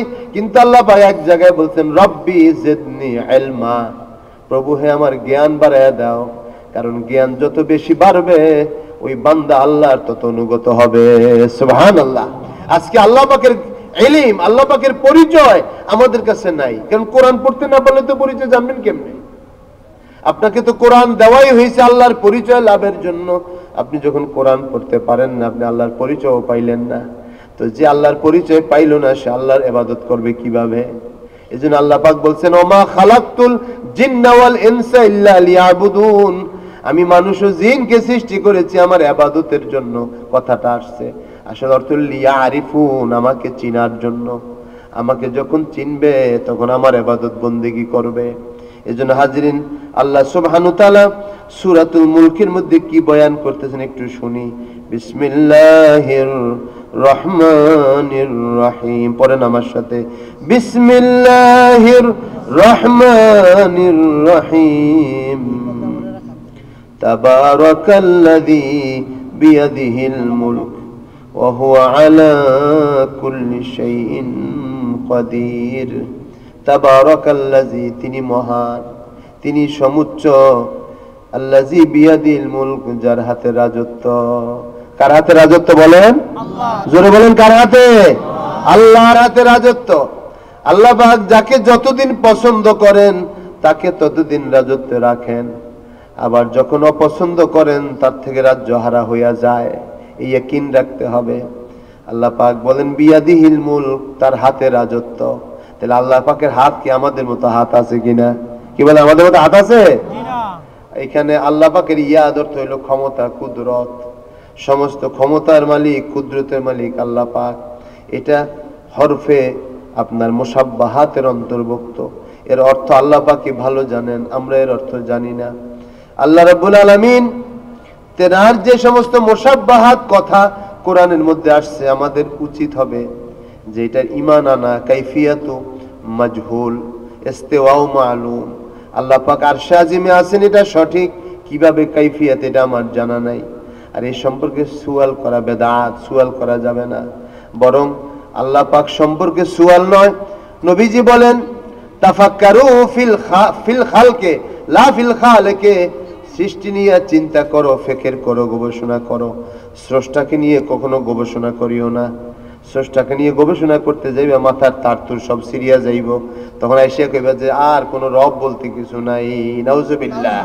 এই জন্য বলছে সৃষ্টি নিয়ে গবেষণা করো। সৃষ্টি কিভাবে আল্লাহ পাক সৃষ্টি করলেন। আল্লাহ তাআলা বলেন ওয়া হুয়া আলা কুল্লি শাইইন কাদির, তিনি সব কিছুর উপরে ক্ষমতাবান। আল্লাযী খালাকাল মাউতা ওয়াল হায়াতা লিয়াবলুয়াকুম আইয়ুকুম আহসানু আমালা। তিনি ওই মহান সত্তা, খালাকাল মাউতা ওয়াল হায়াতা, তিনি মানুষের জন্য প্রথম মৃত্যু সৃষ্টি করেছেন, এরপরে জীবন দান করেছেন। বলেন সুবহানাল্লাহ। কত গভীর রহস্যের কথা। খালাকাল মাউতা ওয়াল হায়াতা, আল্লাহ পাক বলেন আল্লাযী খালাকাল মাউতা ওয়াল হায়াতা। আল্লাহর কুদরতের বই প্রকাশ তোমরা দেখো। আল্লাহ তাআলা তোমার জন্য মৃত্যুকে আগে সৃষ্টি করেছেন। সুবহানাল্লাহ। আগে কি করেছেন? মৃত্যুকে প্রথম সৃষ্টি করেছেন, এরপরে তোমার হায়াত দিয়েছেন। আগে হলো মৃত্যু। তাহলে বোঝা গেল মায়ের রেহেমের মধ্যে, মায়ের ঔরসে যখন সন্তানটা আসে, তাকে যখন আল্লাহ পাক জীবন দেয়, তার জীবন দেওয়ার শুরুতে আল্লাহ পাক লিখিয়ে দেয় তার মৃত্যু কবে হবে। আল্লাহু আকবার। তার মৃত্যু কবে হবে এটা আগে লেখা হয়। মায়ের উদরের মধ্যে সন্তান এখনো পৃথিবীতে আসে নাই, আল্লাহ মৃত্যুটা নির্ধারণ করিয়া দেয়। কারণ মানুষ কতদিন বাঁচবে এটা না জানা থাকলো মৃত্যুটা নিশ্চিত হবে। এজন্য আল্লাহ পাক আগে মৃত্যুটা লিখিয়া দেন কবে মারা যাবে। এরপরে আল্লাহ তাআলা বলেন এরপরে আল হায়াত, এরপরে জীবন লেখেন। মৃত্যু নির্ধারণ হইয়া গেলে এটা কবে লেখছেন, তাইলে ওই হিসাবে তকদিরের ভিতরে তার হায়াত লিখিয়া দেওয়া হয় যে সে 60 বছর বাঁচবে, 70 বছর বাঁচবে, 50 বছর বাঁচবে। আল্লাহ পাক বলেন আল্লাযী খালাকাল মাউতা ওয়াল হায়াতা লিয়াবলুয়াকুম আইয়ুকুম আহসানু আমালা। তিনি আল্লাহ পাক মৃত্যু সৃষ্টি করেছেন, হায়াত দিয়েছেন।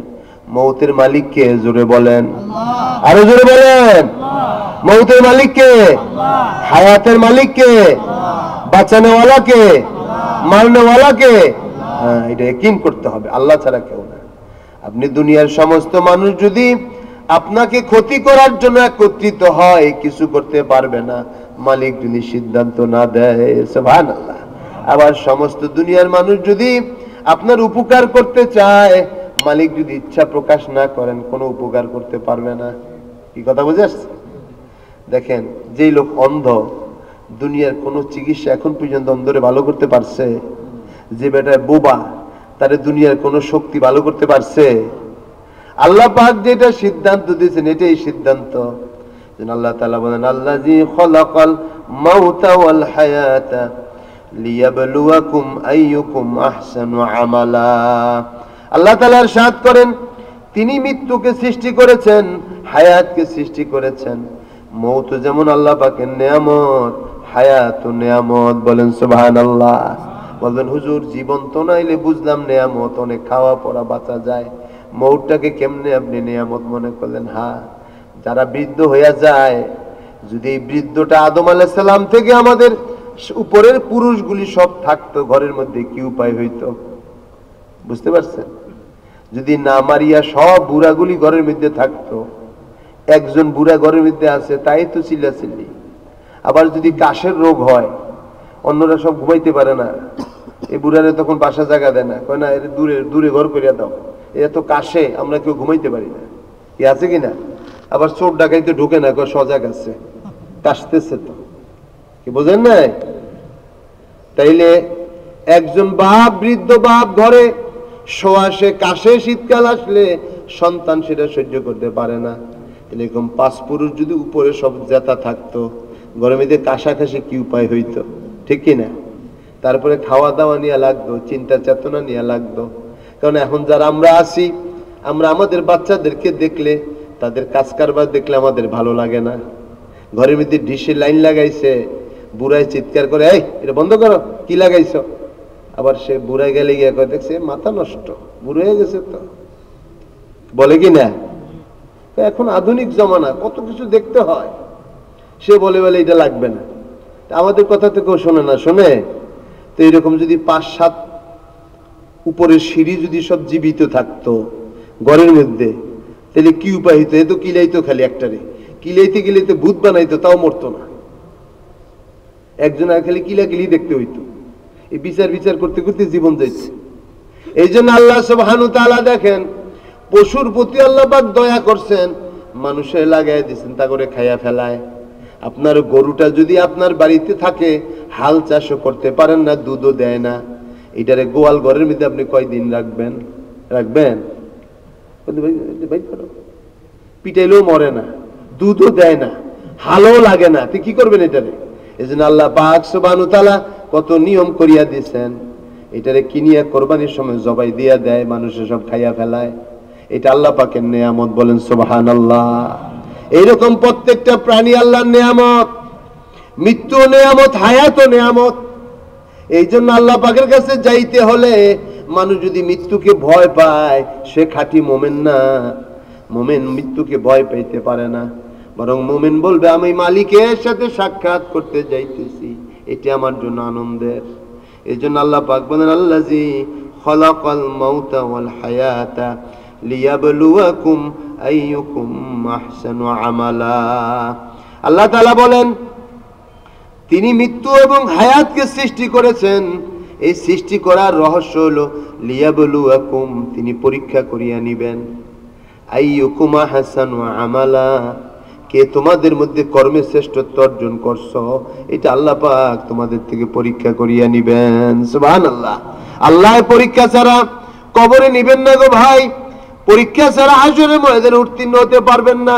এজন্য আল্লাহ পাক পরীক্ষা নিতেছেন, লিয়াবলুয়াকুম আইয়ুকুম আহসানু আমালা। মানুষের কর্ম সুন্দর হয় মৃত্যুর ফিকির থাকলে, চিন্তা থাকলে। মৃত্যুর চিন্তা না থাকলে কোনো কর্ম সুন্দর হবে না। ঠিক নেবে? ঠিক। মৃত্যুর কথা সামনে যদি থাকে, আমাকে তো অমুক দিন মরতে হবে, তখনই দেখবেন সব শুধরায় আসে। মৃত্যুকে যদি ভুলিয়া থাকে, কখনো ওই বান্দা শুধরায় পারে না। এজন্য আল্লাহ পাক বলেন, আমি জানতে চাই কে তোমরা সুন্দর, কে তোমরা শ্রেষ্ঠ। কারণ মৌতের আগে তোমাকে প্রস্তুতি নিতে হবে। মৌত जिस दिन आ गई मुर्दा की हालत क्या हुई, যেদিন মৃত্যু আসবে, আল্লাহর পক্ষ থেকে মৃত্যু আসবে, তোমার ঠোঁট লড়াইতেও দিবে না। मौत को तुम दूर समझते, मौत है हरदम करीब, मौत तुमको ना देगा लब हलाने के लिए। তুমি বলবে এখন বয়স হয় নাই, ছেলে মেয়ে এখনো বিয়ে দেই, আরো সময় বাকি আছে, এরপরে মৃত্যু হবে। না না, এই কথা ভুল কথা। আল্লাহ পাকের এক ওলি বলতেছে, মৌত কো তুম দূর সমঝতে, মৌতকে তুমি দূরে মনে করো, মৌত তোমার সবচেয়ে কাছে, মৌত সবচেয়ে কাছে। এই যে আসছি আমরা, নিরাপদে বাসায় ফিরতে পারবো কিনা আমাদের জানা নাই। ঠিক কিনা? পারবো? জানা নাই।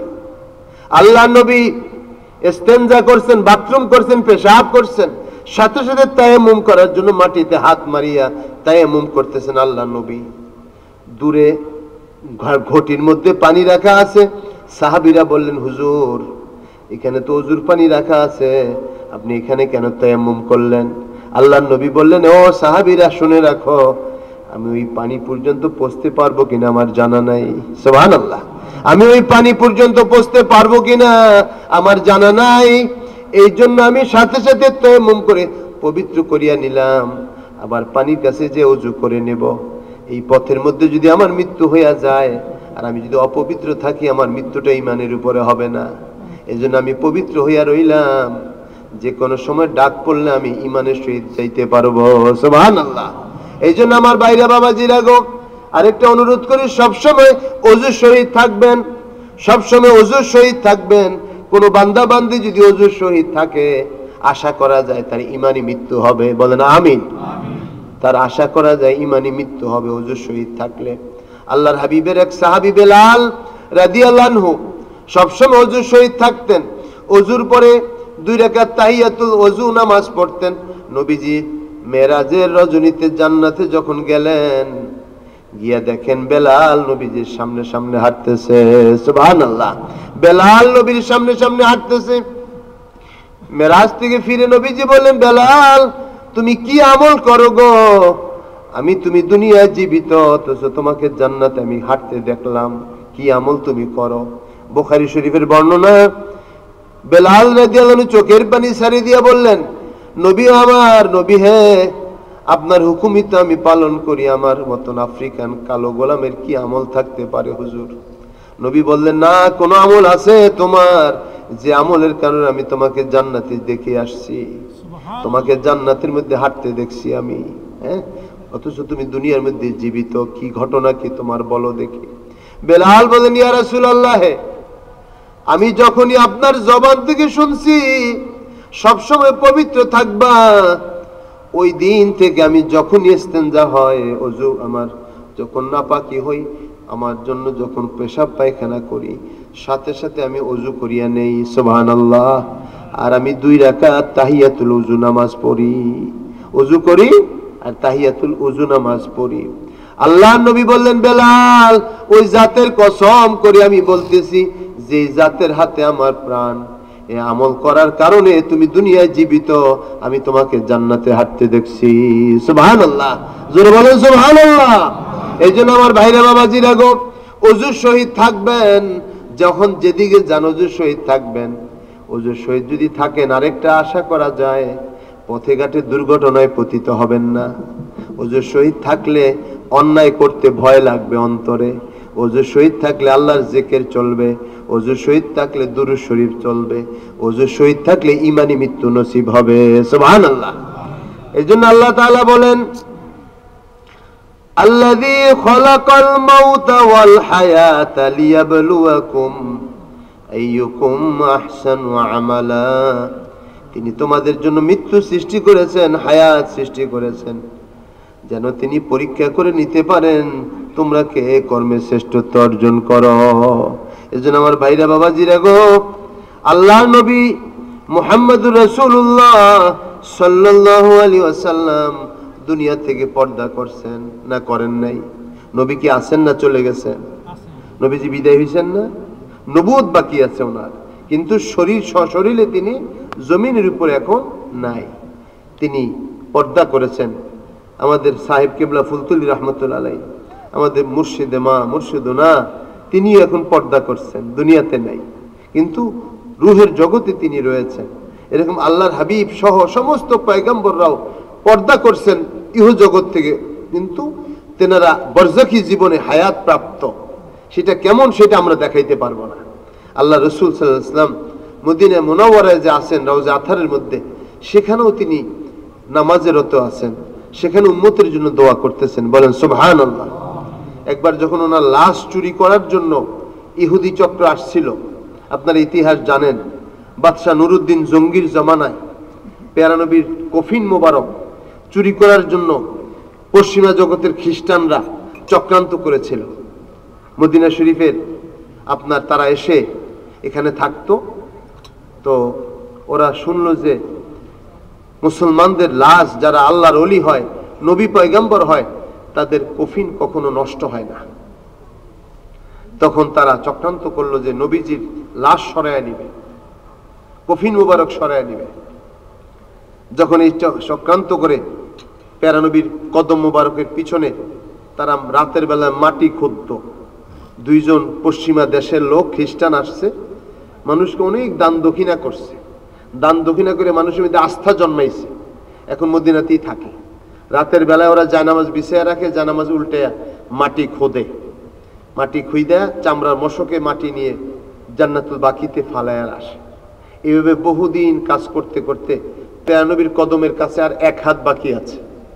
এমন সময় নবীজি বাদশাহ নুরুদ্দিন জঙ্গি, তখনকার জমানার সবচেয়ে নেককার বাদশাহ ছিল নুরুদ্দিন জঙ্গি, তেনাকে স্বপ্নে দেখাইলেন নবীজি যে হে নুরুদ্দিন, আমি এই দুইটা চক্ষুর হাত থেকে বাঁচতে চাই, তুমি একটু দয়া করে আমাকে বাঁচাও। দুইটা চক্ষু, কেরণ চক্ষু, দেখবেন যেগুলো পশ্চিমে তাকে চক্ষু বিলাই চোখ, কি বলেন বিলাই চোখ কিনা, এগুলো বেহায়া, শরম না এগুলি। আমাদের দেশে লুটপাট করে এখন তারা বড় হয়েছে, আমরা তো মনে করি তারা অনেক কিছু, আসলে তারা আমাদের দেশ থেকে লুটপাট করছে প্রথমে। এমনকি আমাদের দেশের মসলিন শাড়ি যারা বানাইতো ওই সমস্ত কারিগরদের হাত কেটে দিয়ে গেছে তারা। এবং তারা আপনার ভারতের মতি মসজিদের মতি চুরি করে নিয়ে গেছে, সম্রাট শাহজাহানের হীরের মুকুট তারা চুরি করে নিয়ে গেছে। আজকে তারা হয়তো সভ্য হয়েছে, আমরা সেই দেশে যে টাকা পয়সা ইনকাম করি আনি, কিন্তু এক সময় তারা খারাপ ছিল, দস্যুপনা করে পৃথিবীর থেকে তারা লুটপাট করে খাইতো। আপনারা নাম বলার দরকার না, আপনারা জানেন। তারা আপনার কি যেন বলতেছিলাম, কেন এই কথাটা আসলো, হ্যাঁ লাশ চুরির ঘটনা। চক্ষু কেরম, চক্ষু কি বিলাই চক্ষু, এই বিলাই চোখ দুইটা নবীজির লাশ নেওয়ার জন্য বসে আছে। বাদশাহ নুরুদ্দিন জঙ্গি 3 রাত স্বপ্নে দেখেছেন। তৃতীয় দিন তিনি কিছু টাকা পয়সা নিয়ে উজিরকে বলছে, আমাকে রেডি করে দাও, আমি মদিনা শরীফ যাব। আমার নবীকে কেন আমি স্বপ্নে দেখছি আমি বলতে পারি না, কারণ তখন তো আর নবীর সাথে কথাবার্তা বলার মতন অন্য কোনো ব্যবস্থা ছিল না। এখন মোবাইল আসাতে আমরা সেটা বিশ্বাস করি না, আগে মোবাইল ছিল না বলে ওইটা আমরা বিশ্বাস করতাম যে অলিরা আল্লাহ নবীর সাথে কথা বলতে পারে। এখন বিশ্বাস করতে চাই না, এখন মোবাইল বেরিয়েছে তো। আরে দুনিয়ার মানুষের আবিষ্কারে যদি আপনি এই প্রান্ত থেকে ওই প্রান্তে আপনার ছেলের সাথে কথা বলতে পারেন, ছবি সহ স্কাইপে আপনার ছেলের ছবি বাইসে আসে, তো আপনার ভিতরে এখানে আরেকটা আল্লাহ পাক সিম বসায় দিচ্ছেন, এখানে আরেকটা স্কাইপ আছে। আপনি যদি ওই স্কাইপকে চালু করতে পারেন তো একবার মুহূর্তের মধ্যে আপনি নবীর সাথে কথা বলতে পারবেন। সুবহানাল্লাহ। বাদশাহ নুরুদ্দিন জঙ্গি সে স্বপ্নের মধ্যে দেখে রওনা হলো মদিনায়। এসে জার জার করে কাঁদতে কাঁদতে আল্লাহ নবীর দরবারে সালাম দিলেন, আসসালামু আলাইকা ইয়া রাসূলুল্লাহ, আসসালামু আলাইকা ইয়া হাবিবাল্লাহ, আসসালামু আলাইকা ইয়া রাহমাতাল লিল আলামিন, আসসালামু আলাইকা ইয়া শাফিয়াল মুজনাবিন।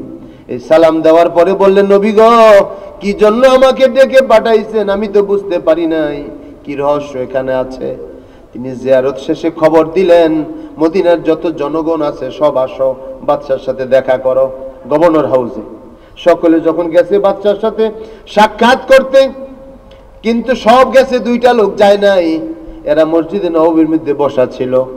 বাদশাহ খবর দিলেন, কয় হুজুর, তার টাকা পয়সার দরকার নাই, বাদশাহ তারা অনেক সচ্ছল, মদিনার লোকের সাহায্য করে, তাদের মতো ভালো মানুষ আর হয় না। তখন ওনার সন্দেহ হয়েছে, এত ভালো মানুষ কারা, এখন দেখতে হবে, আমাদেরকে দেখতে হবে, কারণ এত ভালো কে। বাদশার সাথে দেখা দিতে চায় না। চলো, কোথায় থাকে তারা? ওরা মসজিদের মধ্যে সারাদিন আল্লাহ বিল্লাহ করে। তো গেছে, যে দেখে ওই 2 কারণ চোখ, ওই 2টা বসে আছে। চোখ দেখা মতো স্বপ্নের চোখ মনে পড়ছে। তোমরা কি করো এখানে? আমরা পশ্চিমা দেশের লোক, হজে আসছিলাম, আইসা মদিনা দেখি এত শান্তি, আর যাই নাই দেশে, এখানে আছে। ও তাই নাকি? আর কি কাজ করো? না এখানে ইবাদত বন্দি করি। কিন্তু খবর দিলাম টাকা পয়সা আনতে গেলাম আছে, না ওগুলো দরকার নেই, আমাদের যথেষ্ট আছে। ওনার সন্দেহ হলো যে ওরা বসে আছে, জায়গাটা আমি দেখি। জানামাজ টান দিয়ে দেখে ওখানে মসৃণ পাথর বিছানো, মসৃণ পাথর বিছানো। ওইটাকে হটাও এখান থেকে। পাথর উঠে রেখে যে গর্ত, ওদিকে গর্ত, অনেক দূর আগে 1 হাত আছে নবীজির কদম মোবারক ধরার জন্য, এতটুকুন তারা গর্ত করে ফেলছে। তো জিজ্ঞেস করছে এখানে কি করো? তো বাদশাহ কাছে তার গোপন রাখতে পারে না। পরে যখন শাস্তি দিছে, কুমড়া চেঙ্গি দিছে, কুমড়া চেঙ্গি বোঝেন না, এটা যখন এটারে কি আমাদের দেশে যে নেয় থানার মধ্যে নিয়ে রিমান্ড, রিমান্ড নিয়ে যখন দিছে, চেঙ্গি দিছে, বলা শুরু করছে আমাদেরকে পশ্চিমা থেকে পাঠাইছে নবীজির লাশ চুরি করতে, এজন্য আমরা এখানে আসছি। বাস, তিনি তো উদ্দেশ্য বুঝে ফেলছেন। তখন এই দোনোটাকে টুকরো টুকরো করে কুচি কুচি করছে, মদিনা শরীফের সামনে ফালাইয়া আগুন দিয়ে জ্বালাইয়া দিছে। দিয়ে নবীজির সামনে গিয়া বলছে, ইয়া রাসূলুল্লাহ, আপনি আমার মতন গুনাহগারকে দ্বারা আপনার এই খেদমত গ্রহণ করছেন, আমি আল্লাহর দরবারে কৃতজ্ঞতা প্রকাশ করতেছি। আল্লাহর হাবিবের লাশ মুবারক চুরির এই ঘটনা ইতিহাস মশহুর ঘটনা এটা।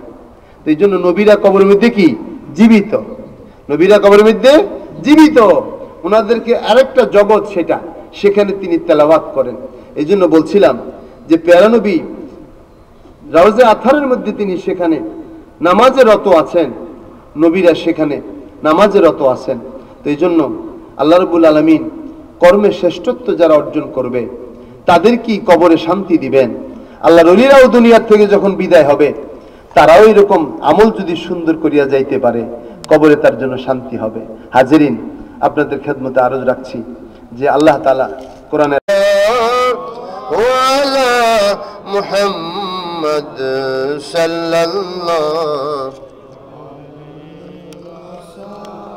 जरा चेहरे से पर्दा को उठाओ या रसूल अल्लाह, मुझे तुम दीदार अपना दिखाओ या रसूल अल्लाह, सल्लल्लाहु अला मुहम्मद सल्लल्लाहु अलैहि वसल्लम, सल्लल्लाहु वाला मुहम्मद सल्लल्लाहु अलैहि,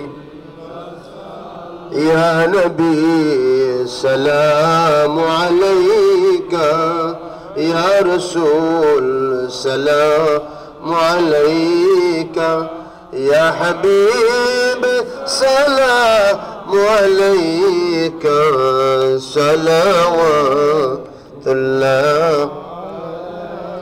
सय्यदी या रसूल अल्लाह, सल्लि व सल्लिम व बारिक अलैहि, बख्तुका चमके सितारा, हाज़िरी का हो इशारा, देख कर रौज़ा प्यारा, फिर कहे गुलाम तुम्हारा, या नबी सलाम अलैका, या रसूल सलाम अलैका, या हबीब सलाम अलैका, सलावतुल्लाह बलगल उला बिकमालिही, हसनत जमीउ खसालिही, सल्लु अलैहि व आलिही। মানুষের হক মারবেন না, মানুষের হক মারবেন না। আল্লাহ পাক দয়া করলে যদি আল্লাহ পাকের কোনো জিনিস নষ্ট হইয়া যায়, যেভাবে চলতে বলছে তওবা করিয়া যদি ক্ষমা চান আল্লাহ মাফ করিয়া দিব। তো মানুষের হক আল্লাহ মাফ করবে না, এজন্য নিজেরা সেইভাবে চলবেন। ফিতনার জমানা, কেউ কারো না, আমরা সকলে আল্লাহর। আমরা কার? আল্লাহ। আল্লাহ তাআলার কাছে আমরা ফিরে যাব। সুতরাং যার কাছে ফিরে যাব তার সাথে যেন গভীর সম্পর্ক গড়ে ওঠে, সেদিকে যার পণ্যায় খেয়াল রাখবেন। বিড়ি সিগারেট ছাড়বেন, বিড়ি সিগারেট খাইয়েন না। যদি জরুরি কোনো অফিসিয়ালি কাজ কারবার না করেন, মালিক যদি আপনার ইসলাম বিদ্বেষী না হয়, তাইলে দাড়ি রাখিয়েন, সুন্নত মোতাবেক দাড়ি রাখিয়েন। এটা রাখিয়া কবরে গেলে আল্লাহ রসুলের সুন্নতের ইজ্জতের কারণে আল্লাহ পাকের ফেরেশতারা আপনাকে কবর ইজ্জত করবে। আপনি ব্যবসায়ী, দাড়ি রাখিয়া নেন, অসুবিধা নাই। বিবি আপনাকে দাড়ি রাখতে না বলে বিবিকে বলবেন আমি আল্লাহর হুকুম মতো চলতে চাই, আমার নবীর তরিকা মতো চলতে চাই, সেভাবে চলবেন। কারোর প্রতি গীবত শেখের পরনিন্দার মধ্যে যাইবেন না, দলাদলি ফাসাদের মধ্যে যাবেন না। এখন রাজনীতি বড় খারাপ জিনিস, এগুলোর মধ্যে যাইবেন না। গেলে দেখবেন আজকে আপনি গেছেন, আবার পরের দিন আরেকজন আপনার উপর গায়ে আগুন লাগাই দিব, দরকার নেই। এগুলির মধ্যেই যাইবেন না, এগুলি খারাপ মন্দ, বাঁচিয়ে থাকবেন। ওলামায়ে কেরামের সাথে থাকবেন, অলি বুজুর্গদের প্রতি আস্থা রাখবেন, অলি বুজুর্গদের হাত দামান চেপে ধরবেন, দরিয়া তাদের সাথে পরামর্শ করিয়া জীবনযাপন করিয়া চলবেন। আল্লাহ আমাদের সহায় হন সকলের, আল্লাহ আমাদের সাহায্য করেন। কেমন? আমি দোয়া করি। আল্লাহুম্মা আমিন, আমিন, আল্লাহুম্মা আমিন। ইয়া রাব্বাল আলামিন, ইয়া আকরামাল আকরামিন, ইয়া মুজিবাস সাইলিন, ইয়া রাহিমাল মাসাকিন, ইয়া রাব্বাল আম্বিয়া ওয়াল মুরসালিন, ইয়া হাইয়্যু ইয়া কাইয়্যুম বিরহমাতিকা নাস্তাগীস وبكرمك نستغيث وبفضلك نستغيث رب نجني من كل كرب بجاه المصطفى مولى الكريم وهب لي في مدينته قرارا ورزقا ثم دفنا في البقيع الہی دکھا دے پھر دیار مدینہ الہی ہمیں بنا دے غبار مدینہ وہ دن خدا کرے کہ مدینہ جائی ہم کہ کھا کے رسول সুরমা লাগাই হাম। আয় আল্লাহ, গভীর রজনী এই চান্দাইপাড়া আলিম মাদ্রাসা ঐতিহাসিক দ্বীনি বিদ্যাপীঠ, আল্লাহর হাবিবের ইলমের নববীর মারকাজ মালিক, এই ময়দানে আজকে ইসলামী মহাসম্মেলন বার্ষিক মাহফিল কোরআন ও হাদিসের আলোচনা শুনে আর করে আপনার শাহী দরবারে হাত তুলেছি। মাওলা মেহেরবানি করে জিন্দেগির গুনাহ মাফ করে দেন, পিতা মাতাকে ক্ষমা করে দেন, ছেলে মেয়ে পরিবারকে মাফ করে দেন, আত্মীয় স্বজনকে ক্ষমা করে দেন।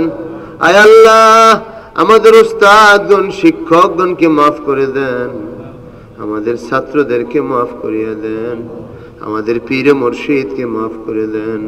আয় আল্লাহ, এই জমিন শাহজালাল মুজাররদি আমানি রাহমাতুল্লাহ আলাইহির পদধন্য জমিন, আল্লাহ আল্লাহ তোমার ওলির উসিলায় আমাদের জিন্দেগির গুনাহ খাতা মাফ করে দাও। রব্বে করিম, যা সওয়াব মঞ্জুর করেছো এর হাদিয়া নজরানা প্যারা নবী মুহাম্মদুর রাসূলুল্লাহ সাল্লাল্লাহু আলাইহি সাল্লামের রওজা পাকে সোনার মদিনায় পৌঁছে দাও। तमाम পৃথিবীর মাটির নিচে যত মুমিনিন মুমিনা মুসলিমিন মুসলিমা ঈমান নিয়ে শোয়া আছেন, আল্লাহ তাদের আরো হাতের সওয়াব পৌঁছে দাও। আয় আল্লাহ, আমরা যারা হাত তুলেছি আমাদের প্রত্যেকের মা বাপ, দাদা দাদি, নানা নানি, শ্বশুর শাশুড়ি, আত্মীয় স্বজন যার যেখানে কবরে, আল্লাহ তাদের রুহের সওয়াব পৌঁছে দাও। আজকের এই মাহফিলে দান খয়রাত করে তাবারুকে অংশগ্রহণ করে আয় আল্লাহ, যারা দোয়া চেয়েছেন, পরীক্ষার্থীরা দোয়া চেয়েছেন, প্রত্যেকের দোয়াকে তুমি কবুল করে নাও। আয় আল্লাহ, যারা সাহায্য সহযোগিতা করে মুসাআদা করে মাদ্রাসায় এতটুকুর পর্যন্ত আনলেন, আল্লাহ তুমি তাদের প্রতি দয়া করো, দুনিয়া আখিরাতের কল্যাণ দাও, মুসিবত দূর করিয়া দাও। আয় আল্লাহ, এই মাদ্রাসাখানাকে কিয়ামত পর্যন্ত কায়েম রাখো। প্রিন্সিপাল হুজুর সরওয়ারি জাহান সাহেব হুজুরকে কবুল করে নাও, ভাইস প্রিন্সিপাল হুজুরকে কবুল করে নাও, শিক্ষক মহোদয়গণকে কবুল করে নাও, আমার চেয়ারম্যান সাহেবকে কবুল করে নাও, আমার এই মুরব্বীকে কবুল করে নাও, এই মসজিদের মাদ্রাসার মোতাওয়াল্লি আল্লাহ, কমিটির নেতৃবৃন্দ এবং কমিটির সদস্যবৃন্দ এবং এই এলাকাবাসী, আয় আল্লাহ, কচি কচি শিশু বাচ্চারা আসছে, দাড়ি সাদা হয়ে গেছে, নেক বান্দারা হাত তুলেছে, তোমার নেক বান্দিরা পর্দার আড়াল থেকে হাত তুলেছে, সকলকে জান্নাতি হিসেবে কবুল করিয়া নাও। কারণ নাম যদি জাহান্নামের দফতরে থাকে কেটে দাও মালিক। ফিতনার জামানা তোমার কাছে ফরিয়াদ করি, সকলকে ডান হাতে আমলনামা দিও, তোমার নবীর সাথী কইরা হাসরে উঠাইও। আয় আল্লাহ, তোমার নবীর মহব্বতের বানাইও, তোমার রেজামন্দি আমাদের দিও মালিক। আল্লাহ যারা দোয়া চেয়েছে প্রত্যেকের নেক নিয়তকে তুমি পূর্ণ করিও। যাদের মা বাপ নাই দুনিয়ায় বেঁচে কবরে আযাব মাওকুফ করিয়া দাও। যাদের বেঁচে আছে খেদমত কইরা তোমার সন্তুষ্টি অর্জনের তৌফিক দাও। আয় আল্লাহ আমি গুনাহগারকে তেনারা দাওয়াত দিয়েছেন আমি মোটেও লায়েক না মাওলা। আয় আল্লাহ তুমি তাদেরকে উত্তম জাযায়ের জন্য দিয়ে দিও মালিক। যতজন দোয়া চেয়েছে দেশ বিদেশ থেকে সকলের নেক মাকাসিদ কবুল করিয়া লও। সুবহান রাব্বিকা রাব্বিল ইজ্জাতি আম্মা ইয়াসিফুন ওয়া সালামুন আলাল মুরসালিন ওয়ালহামদুলিল্লাহি রাব্বিল আলামিন।